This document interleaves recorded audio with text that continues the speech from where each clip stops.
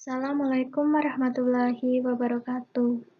Perkenalkan, saya Melianita Dewi Puspitasari dari PGSD Universitas Muhammadiyah Purworejo. Di sini saya akan menyampaikan artikel saya yang berjudul Peran Pendekatan Kontekstual Teaching and Learning dengan Media Audiovisual pada Siswa Sekolah Dasar. Penulis 1, Melianita Dewi Puspitasari, dan penulis 2, Titi Anjarini. Pendahuluan. Kegiatan belajar yang baik merupakan kegiatan belajar yang dapat memberikan makna bagi peserta didik, sehingga membuat peserta didik mampu mengingat sebagian besar materi yang diajarkan di sekolah. Kegiatan belajar dapat dikatakan berhasil apabila peserta didik dapat mengimplementasikan hasil belajar pada kehidupan sehari-hari. Untuk mencapai hasil tersebut, memerlukan peran pendidik dalam menciptakan kondisi lingkungan belajar yang bagus dan dengan pemilihan pendekatan serta media yang sesuai dengan keperluan dan karakteristik peserta didik. Kajian teori. A. Pendekatan kontekstual teaching and learning.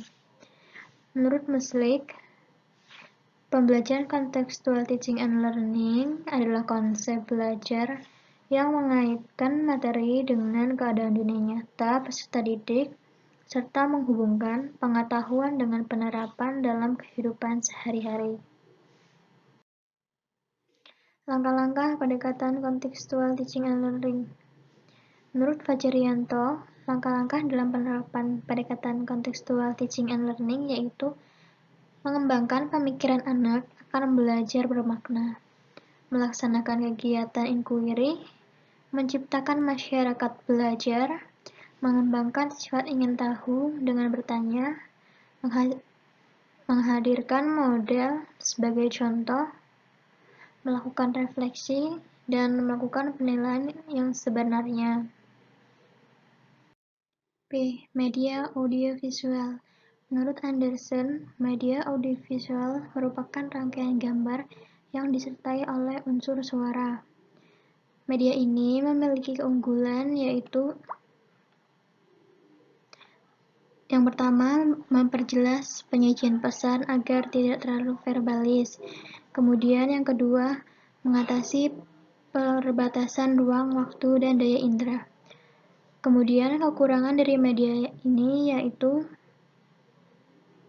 yang pertama, terlalu menekankan pentingnya materi ketimbang proses pengembangannya. Yang kedua, media audiovisual cenderung menggunakan model komunikasi satu arah. Dan yang terakhir yaitu media audiovisual tidak dapat digunakan di mana saja dan kapan saja, karena media audiovisual cenderung tetap di tempat. C. Siswa sekolah dasar.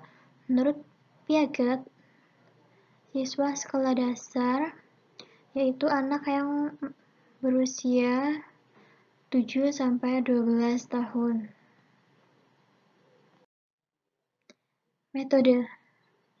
Metode pada penulisan ini yaitu dengan menggunakan studi literatur.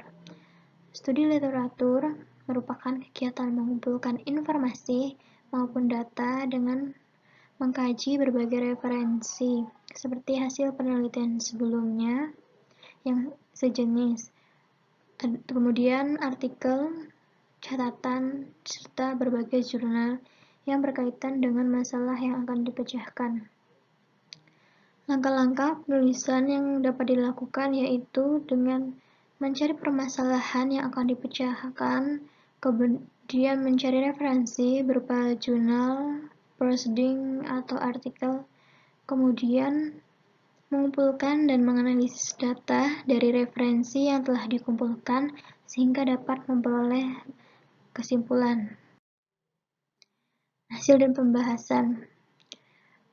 Menurut penelitian yang dilakukan oleh Agus Irwandi yang berjudul Penerapan Model Kontekstual Teaching and Learning berbantuan media audiovisual untuk meningkatkan hasil belajar tematik terpadu di sekolah dasar. Dari penelitian tersebut diperoleh data bahwa hasil belajar muatan pelajaran IPS pada setiap siklusnya mengalami peningkatan yang dapat dilihat dari tabel berikut. Pada prasiklus, dapat dilihat bahwa siswa yang tuntas yaitu sebesar 21 anak dan tidak tuntas 14 anak.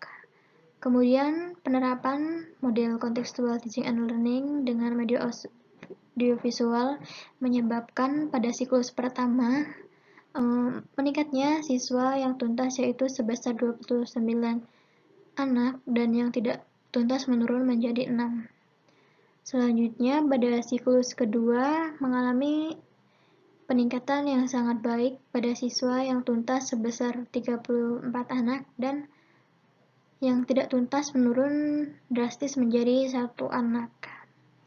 Nah, dapat disimpulkan bahwa dari penelitian ini bahwa pendekatan contextual teaching and learning dengan media audiovisual dapat meningkatkan hasil belajar dan ketuntasan pada siswa sekolah dasar dan membuat pembelajaran siswa menjadi lebih bermakna. Kesimpulannya, berdasarkan analisis data melalui studi literatur, dapat diketahui bahwa media audiovisual dengan pendekatan contextual teaching and learning memiliki hasil yang baik berupa peningkatan hasil belajar.